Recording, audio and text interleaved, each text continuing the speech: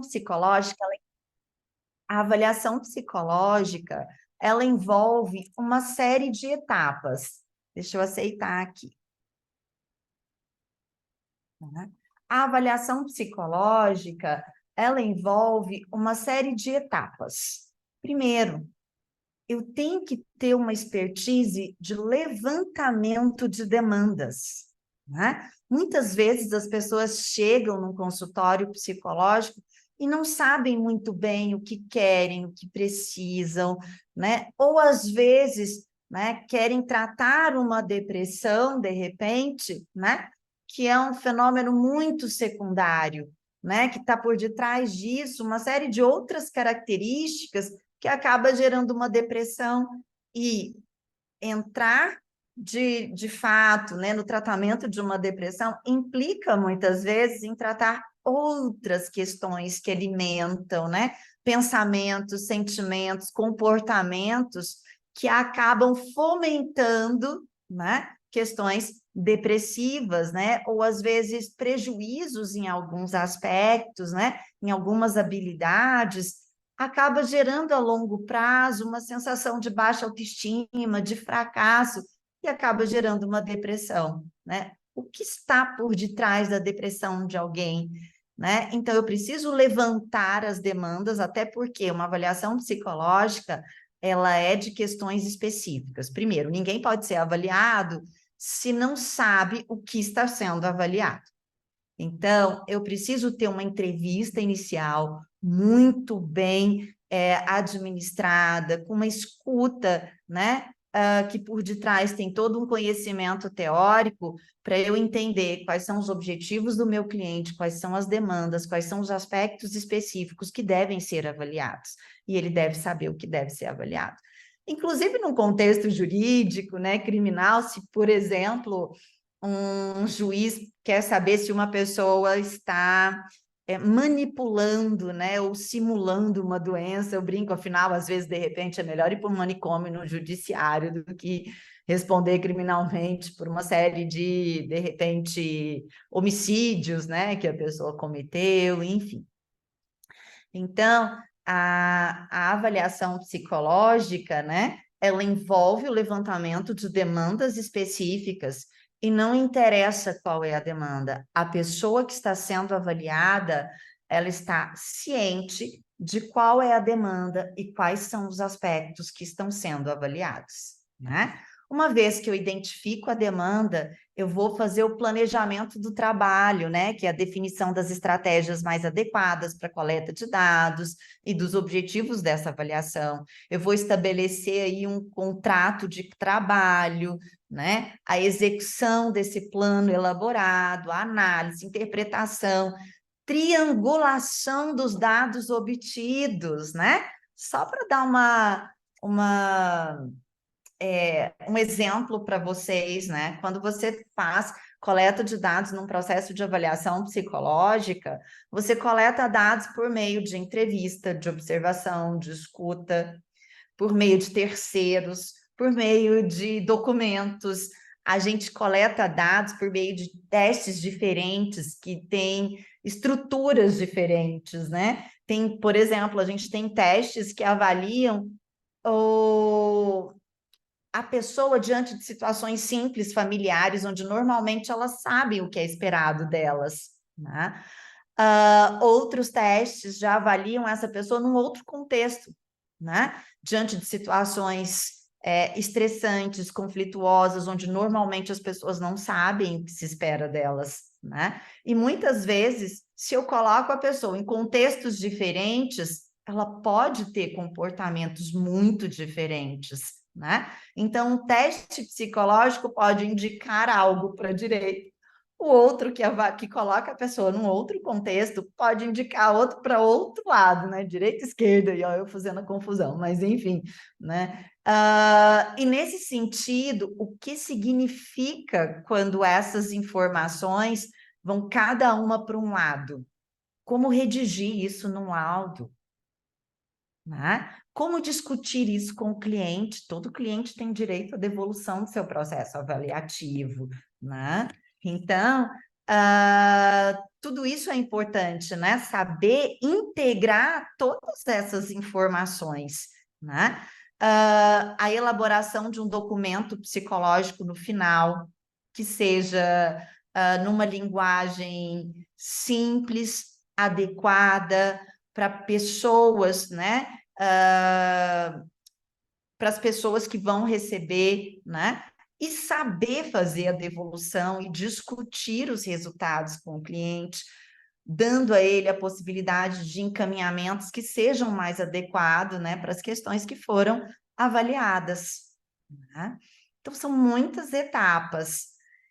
E nós tivemos, né, mudanças significativas na avaliação psicológica nos últimos anos, especialmente no Brasil, tanto no que diz respeito, né, ao seu reconhecimento como área científica, né, como prática profissional.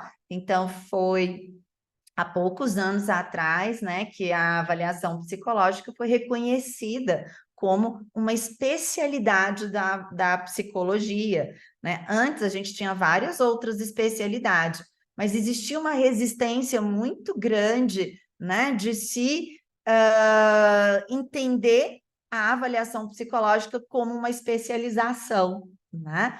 Porque a avaliação psicológica e psicologia surgiram juntas, né? A psicologia só se torna uma ciência, né, individualizada de outros conhecimentos quando é possível provar a existência desses fenômenos, a intensidade desses fenômenos, que existem estratégias de administrar esses fenômenos, gerando melhoras, melhor qualidade de vida, né, sanando, às vezes, muitos desses problemas, mas para isso eu tinha que avaliar, né? Como é que eu mostro que essas estratégias são eficientes, né? Então, muitas abordagens psicológicas se desenvolveram tendo como pano de fundo, né, a avaliação psicológica, né? Então, partia-se do princípio que essa avaliação todos os profissionais deveriam saber, mas tem um slide aí que eu mostro. A gente tem, dependendo da universidade, a gente tem uma matéria de avaliação psicológica. Como é que uma pessoa sai preparada de uma universidade, de uma faculdade de psicologia, com uma matéria de avaliação psicológica, né? Então, esse reconhecimento, né, essas mudanças trouxeram maior confiança por parte dos psicólogos em relação aos testes disponíveis, aumentaram o interesse na qualificação contínua e proporcionaram aí uma compreensão mais ampla de que a avaliação psicológica é um processo complexo, dinâmico, influenciado por fatores históricos e contextuais, que podem ser um recurso em prol da promoção da saúde, do bem-estar e dos direitos humanos, né?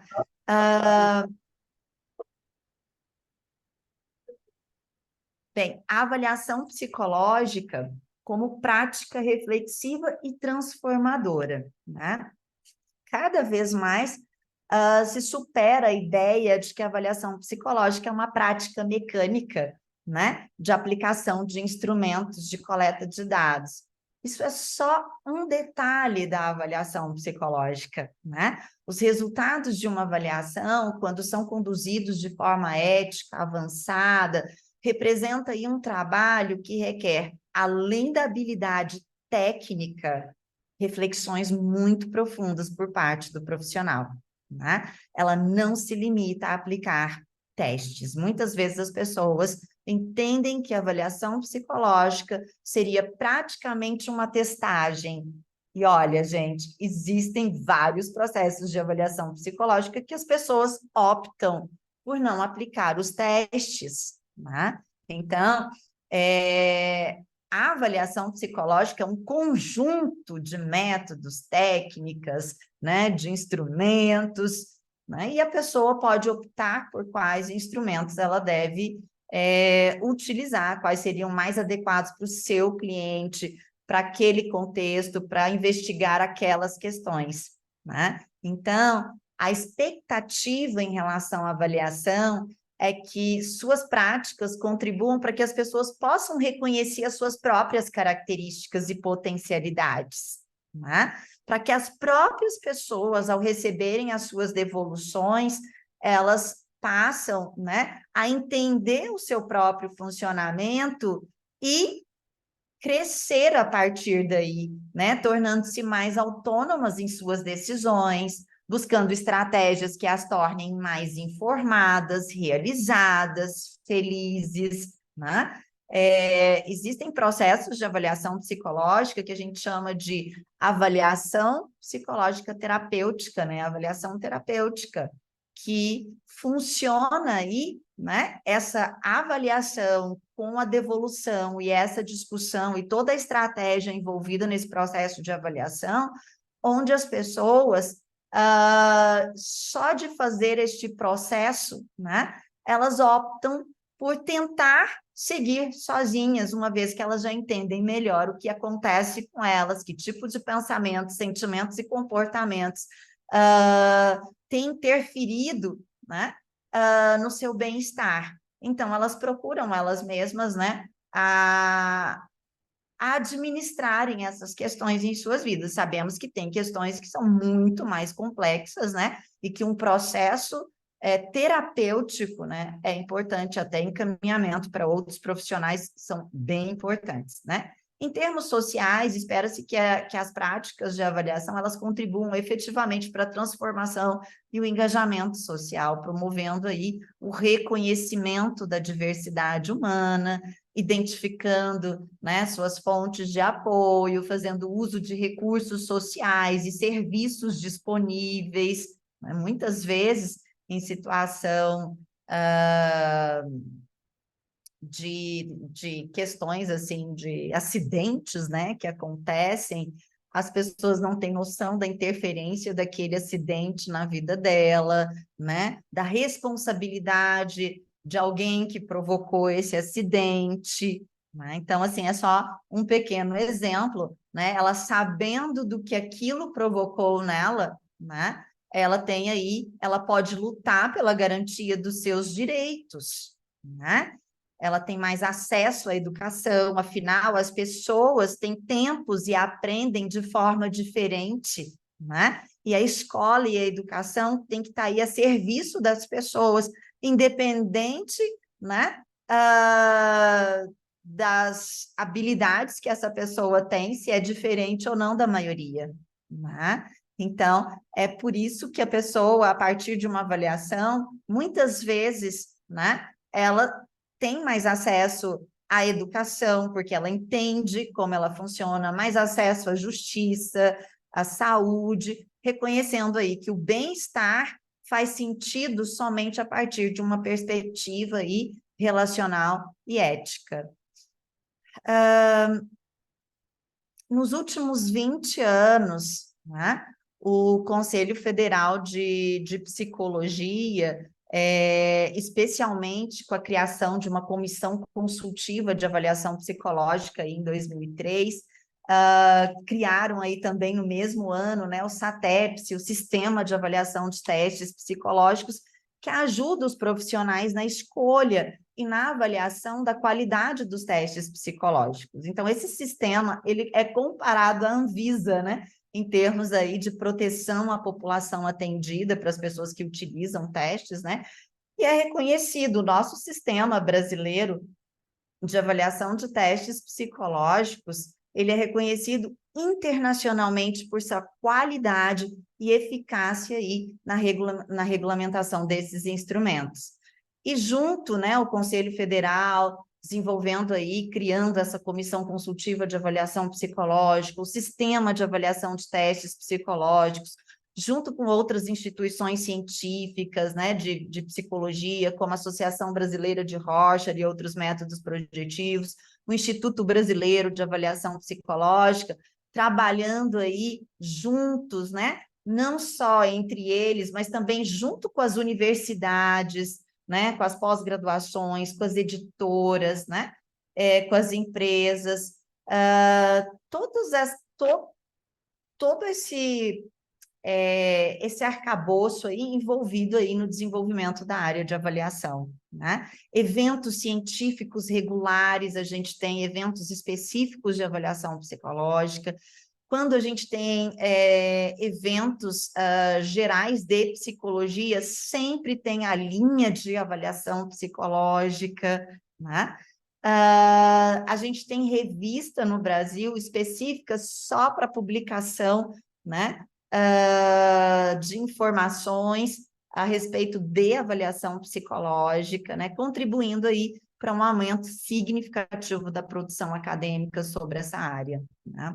Só que, quando há muitos anos atrás, né, provavelmente há umas quase 2 décadas atrás, houve uma ação direta de inconstitucionalidade, que a gente chama de ADI, né, a 3481, né, 3481 ou 3.481, declarou a inconstitucionalidade de uma de nossas resoluções do Conselho, né, mais especificamente lá em 2003, uma resolução que não existe mais, que foi substituída por uma de 2018 e que hoje a gente já tem uma de 2022, né? Então, mas isso veio agora no final dos anos 2020, né? Mais ou menos aqui, né? Que decidiu, né? Que naquela resolução de 2003, né? O inciso 3, parágrafos 1º e 2º do artigo 18, que foram considerados desproporcionais e ofensivos aos postulados constitucionais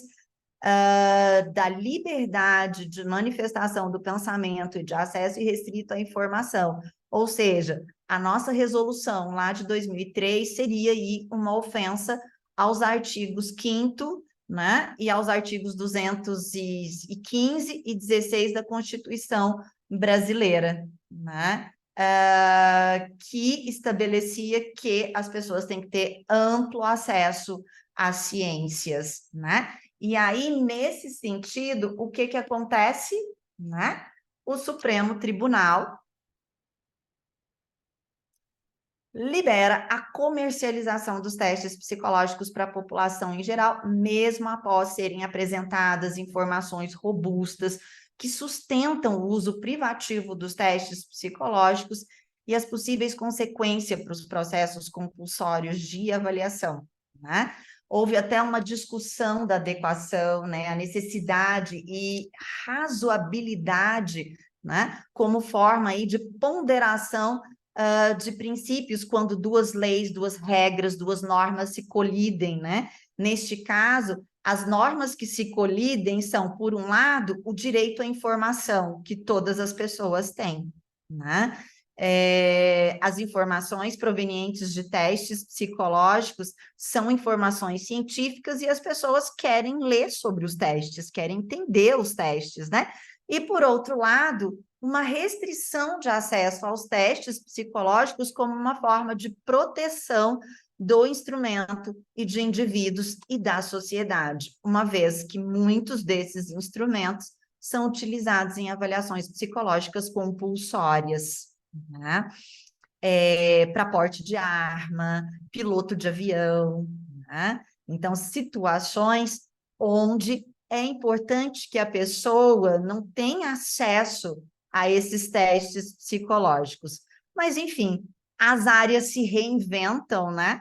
As áreas, elas sentem necessidade de avançar, né? De modo que isso não seja, então, né? Um procedimento aí que possa interferir na avaliação psicológica. Então, a avaliação psicológica teve que, né, desenvolver, né? E mesmo também a pandemia, né? A pandemia também, a gente foi um outro impacto, né, nos processos avaliativos, uma vez que antes as avaliações ocorriam essencialmente de modo presencial, né? E hoje a gente já tem desenvolvido aí uma série de instrumentos para que essa avaliação ela ocorra aí, né, também de forma remota, né, mediada aí pelo computador e à distância. Bem, Mas, de qualquer forma, nós devemos ressaltar que a avaliação psicológica continua privativa da atuação dos psicólogos, né? Praticamente é uma das poucas atuações que a gente pode dizer, só um psicólogo pode fazer uma avaliação psicológica, né? Pela lei número 4.119/62, no artigo 3, assegura que a aplicação de técnicas e instrumentos de avaliação psicológica com o objetivo de diagnóstico psicológico, orientação, seleção profissional, orientação psicopedagógica, solução de problemas de ajustamento, continua sendo privativa da psicologia, tá? Então, como consequência da ADI, a necessidade dos psicólogos estarem muito mais bem preparados para realizar processos de avaliação psicológica se tornou aí mais importante. E daí, mais importante ainda, uma pessoa fazer uma especialização em avaliação psicológica, né? Então, para realizar, né, uma avaliação psicológica, bem como para fazer o uso de um teste psicológico em um processo de avaliação, é necessário ter competências específicas, né? Será que as nossas graduações têm sido eficientes para preparar um graduando para realizar esses procedimentos nos mais diversos contextos de avaliação psicológica, né? Lembrando que a avaliação psicológica ela está inserida em praticamente todos os contextos da psicologia, né? Por exemplo, o contexto clínico, hospitalar, da saúde, no jurídico, no organizacional e do trabalho, no esporte, nas cirurgias, nos contextos de emergência e desastres, no contexto escolar, nos contextos de avaliação psicológica compulsória, né? Como porte de arma, trânsito, transplante de órgãos, cirurgias bariátricas, concursos públicos e privados, né? Reprodução assistida, Força Aérea Brasileira, aviação civil, né? Então, que pesquisas feitas aí em 2015, em 2019, o que elas observaram, né? Que no Brasil, a matriz curricular dos cursos de psicologia, elas têm em média 4 disciplinas semestrais relacionadas aí à formação em avaliação psicológica durante toda a graduação, sendo que em algumas instituições, uma única disciplina é dedicada à avaliação psicológica, né? Então, seria preciso considerar ainda que diversas outras disciplinas elas poderiam abordar aí conteúdos de avaliação psicológica, integrando aí conhecimentos, mas isso nem sempre ocorre.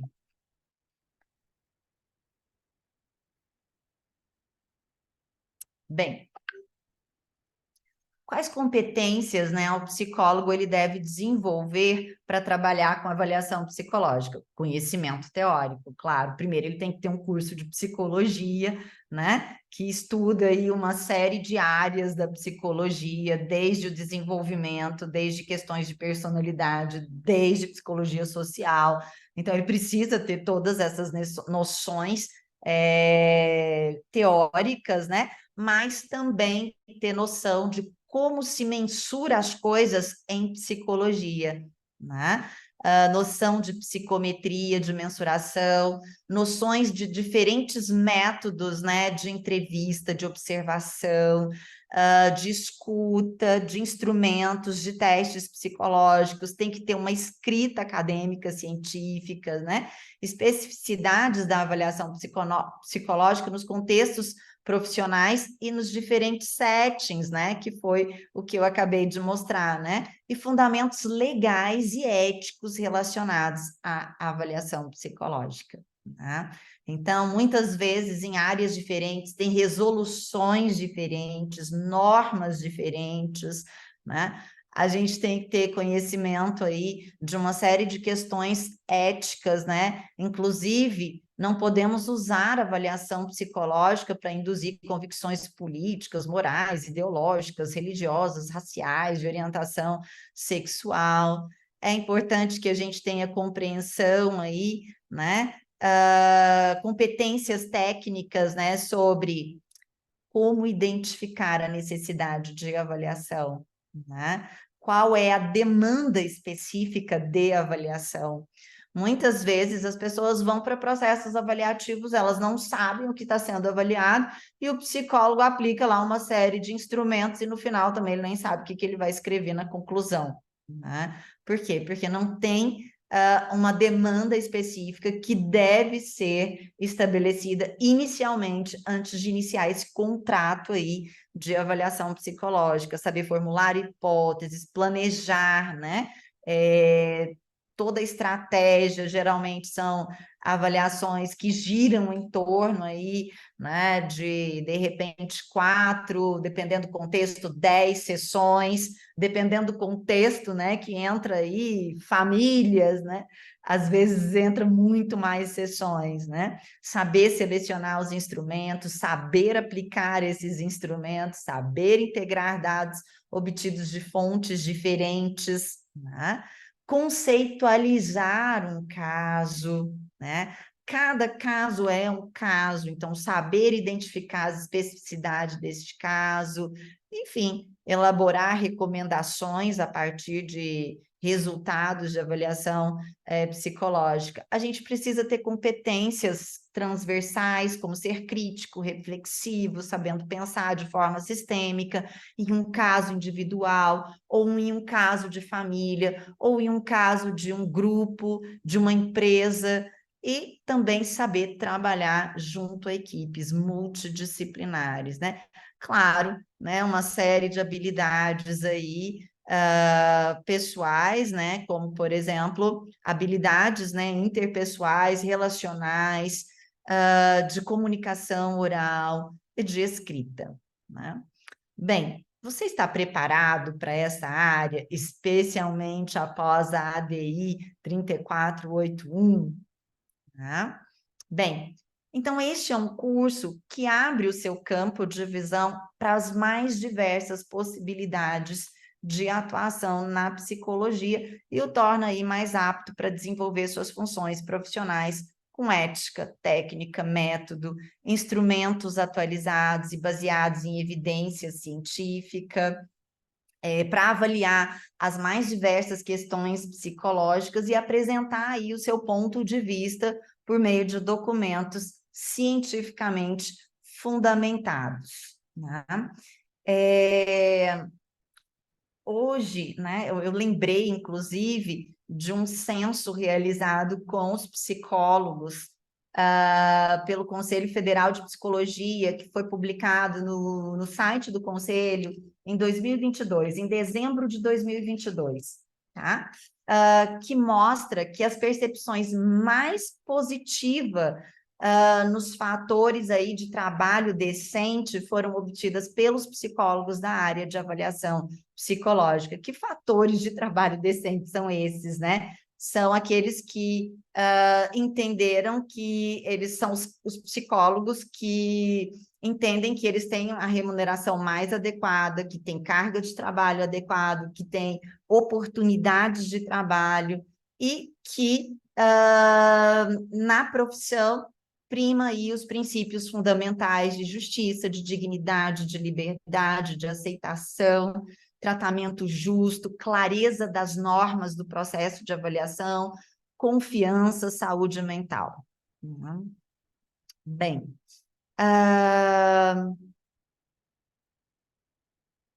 então, venha fazer aí, né, o curso com a gente, né, venha fazer essa pós-graduação. Hoje nós temos cursos em andamentos em São Paulo, Florianópolis, Manaus, Teresina, Maranhão, Brasília, Campo Grande, Palmas. Temos turmas que estão aí prontas para abrir quase, né, aí no Rio de Janeiro, né? Que a Natália está aí e pode ajudar vocês, né, a se informarem mais e tirar as dúvidas de vocês. E geralmente quando eles têm dúvida, né, eles passam algumas questões para mim, eu respondo, às vezes respondo por áudio, né, Em Goiânia também, na minha cidade natal, aqui onde eu estou também, está previsto abrir Porto Alegre, Recife, enfim, né? O nosso corpo docente, né, é uma equipe composta por praticamente doutores, muitos pós-doutores, doutorandos, especialistas, né, na formação. Muitos dos nossos professores são autores, né, de instrumentos de avaliação psicológica, tá? Então, eles ensinam os próprios instrumentos que eles desenvolveram aí, que são das nossas, que vendem aí nas editoras, né? Bem, foi uma fala assim rápida, breve, né, para que a gente possa então tirar dúvidas e conversar um pouquinho mais sobre a avaliação psicológica. Professora, Oi. a Mariana Prado, mandou uma dúvida para nós lá no chat. Ela perguntou o seguinte: se é possível falar um pouquinho sobre a diferença entre avaliação psicológica e avaliação neuropsicológica. Tá. A avaliação psicológica, inclusive no curso de avaliação psicológica, a gente tem 2 módulos de avaliação neuropsicológica, tá?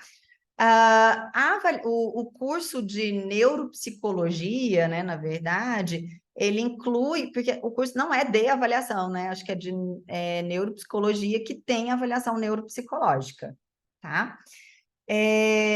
Quando você faz um curso de avaliação psicológica, você é preparado para lidar com as diversas áreas. Mas você pensa assim, mas eu quero trabalhar só com avaliação neuropsicológica, eu não quero trabalhar em mais nenhuma outra coisa, né?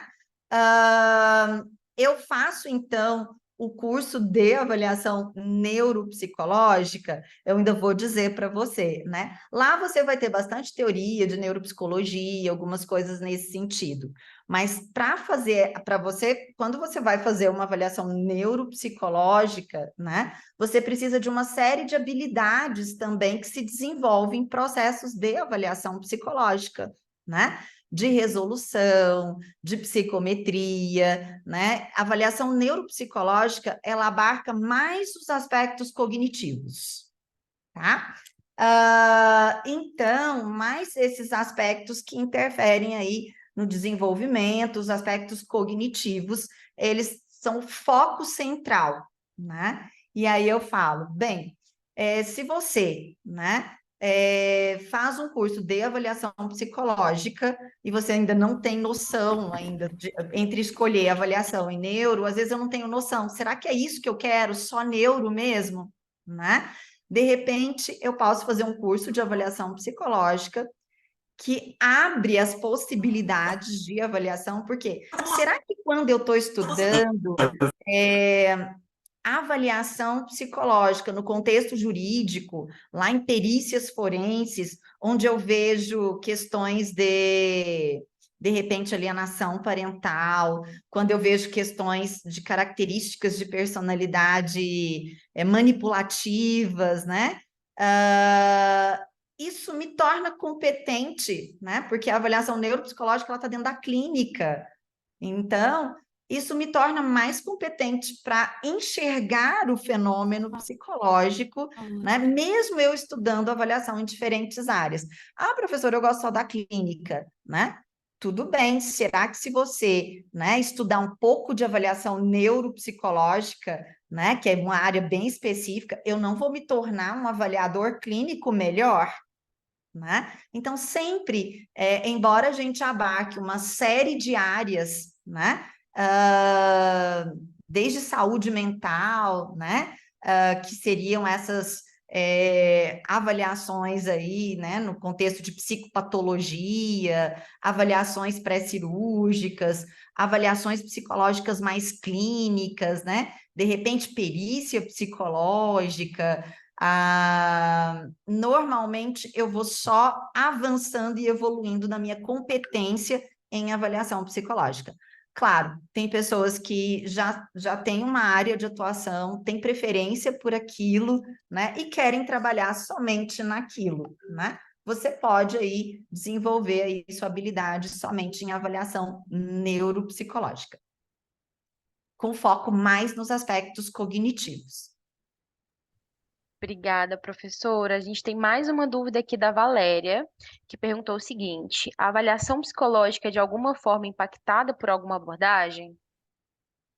Sim, as abordagens, elas é que costuram, né, a avaliação psicológica. Então, eu preciso ter uma teoria. Chegou para mim hoje uma pergunta que o meu marido me encaminhou de uma ex-aluna que perguntou assim: eu posso aplicar o Rorschach para ver se a pessoa abusou sexualmente de uma criança? Né? Gente, teste psicológico, como o Rorschach ou qualquer outro teste, não vai dizer se alguém abusou sexualmente de alguém ou não. É o seu conhecimento teórico. Uma pessoa que tem um perfil psicológico, né? Ela corre o risco de perder o controle sobre os seus impulsos sexuais, né? Essa pessoa tem prejuízos em quais níveis, em que questões, né? Que pode predispô-la a abusar sexualmente de outras pessoas, né? Então, isso é um conhecimento teórico. O teste vai te dar uma série de informações e você vai ter que saber quais delas estão relacionadas e que podem favorecer uma pessoa ter um comportamento desviante, né, nesse sentido, né, sexualmente desviante. Então, teste nenhum diz nada, né? Teste nenhum vai dizer se você tem TDAH ou não. Tem toda uma teoria, né, que eu tenho que conhecer, e aí quando eu aplico o teste, né, eu vejo algumas falhas em alguns contextos, no desempenho da pessoa, que às vezes é um desempenho extremamente alto, tá?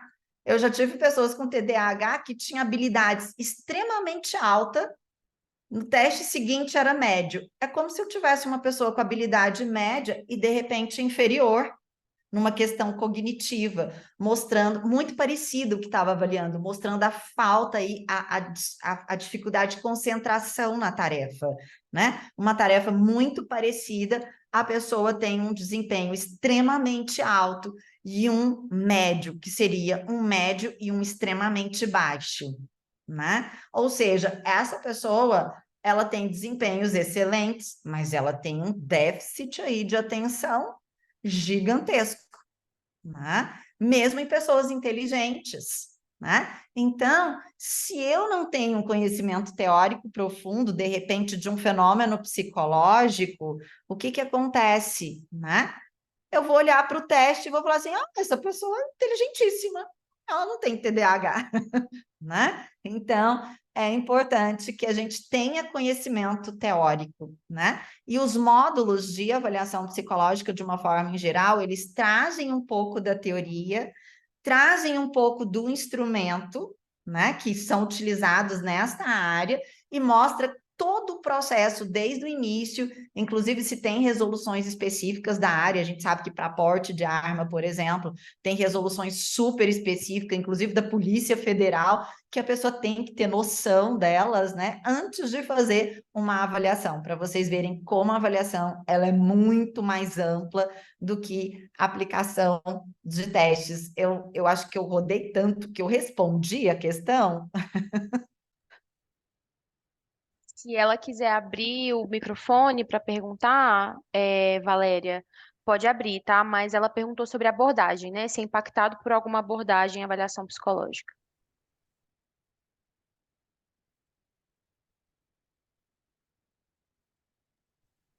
Acho que respondeu, professora.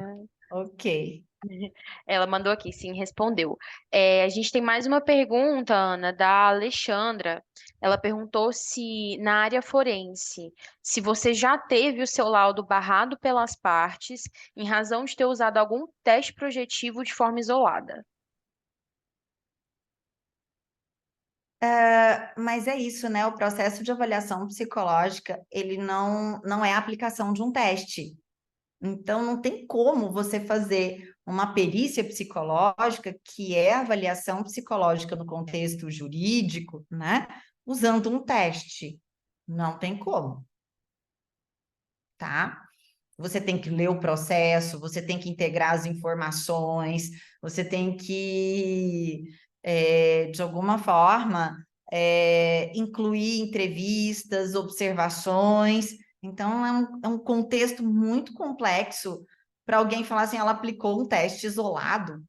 Não, não tem como, entendeu? Até porque quando você tem no laudo, tem um item que chama procedimentos, né? E ali você pode falar todos os procedimentos que você utilizou. Então, não tem como ter um teste projetivo isolado, tá? Perfeito, professora, muito obrigada. Foram, as dúvidas que estavam no chat eram essas. Se alguém tiver mais alguma dúvida e quiser aproveitar esses momentinhos finais para mandar. Enquanto isso, professora, e né, para o pessoal que está aqui ainda conosco, eu tenho uma notícia boa para quem é do Rio de Janeiro. A gente falou um pouquinho, né, sobre a turma presencial que estamos inaugurando aí no Rio. Então, o gestor da área liberou um descontinho diferenciado para quem tem interesse nessa pós-graduação, na cidade do Rio de Janeiro, para os próximos dias, tá? Então, para fazer o ingresso aí já com algumas condições diferentes, antes de pegar o reajuste do final do ano também, tá liberado. Quem tiver alguma dúvida, pode me chamar no WhatsApp, eu deixei o meu link aqui no chat. Tiveram algumas pessoas também que me perguntaram de turmas em Natal, em Maceió também. Vocês podem me chamar também no WhatsApp, que eu direciono vocês para a unidade, tá? É, Acredito que seja isso, professor. Agradeço demais pelo seu tempo. Sempre muito engrandecedor, assim, ver uma palestra sua, enfim, é um conteúdo riquíssimo mesmo. Eu me apaixono cada vez mais, inclusive, pela ementa dessa pós, porque eu acho que muito completa, muito interessante. Então, agradeço também a quem ficou até aqui, né, pelo tempo de vocês. É Já são isso. 8h40 de uma quinta-feira. Então, quem enfim, se vocês conhecerem alguém que se inscreveu e não conseguiu assistir a palestra, pode me chamar também, que eu mando a gravação para vocês. Em relação a quem está perguntando aí de presença, não precisa assinar, a gente tem um controle aqui de quem participou, então vocês vão receber o certificado de horas de vocês também, podem ficar tranquilos. O pessoal está elogiando aqui, professora. Maravilhosa palestra, parabéns. Obrigada, Paulo, Alexandre, Ana Renata. Alexandre aí, muito obrigada aí, gente, pela atenção. E fica aí, né? Eu passei, deixei o meu contato. No chat, não. No chat, não, acho que no último No, slide, deixa eu ver. deixou o Tá e-mail. aqui, ó. anacristinarezende@hotmail.com, tá? Estou colocando aqui no chat para o Se pessoal tiver também. alguma dúvida, alguma questão, curiosidade, vocês podem. É o meu nome, Ana Cristina Rezende, hotmail.com. Professora, muito obrigada, então, mais uma vez, pela sua disponibilidade. A gente vai conversando. Eu já tenho algumas dúvidas que eu quero tirar com você também no privado, então eu te chamo depois. Pessoal, muito boa noite. A Andrea disse que já quer fazer a pós. Pode me chamar, Andrea, que a gente conversa, eu tiro suas dúvidas. E é isso aí. A inauguração da turma, Alexandre, me chama no WhatsApp, que depende aí da sua unidade, tá? Enfim, é isso. Não vou ficar segurando vocês mais tempo aqui. Professora, muito boa noite, bom Boa descanso, bom fim de noite, semana para gente. Bom você. descanso. Pessoal, muito boa noite também. Quem tiver alguma dúvida, eu vou ficar aqui na sala por mais uns 5 minutinhos. Podem me chamar também, tá? Obrigada, professora. Ok. Beijos aí, gente. Beijo. Ah, vocês também podem me seguir no igap.net,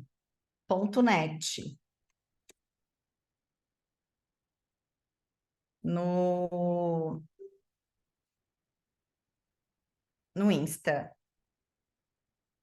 Eu acho que é igap.net, gente. Até mais, boa Até noite. mais. Boa noite, professora. Obrigada.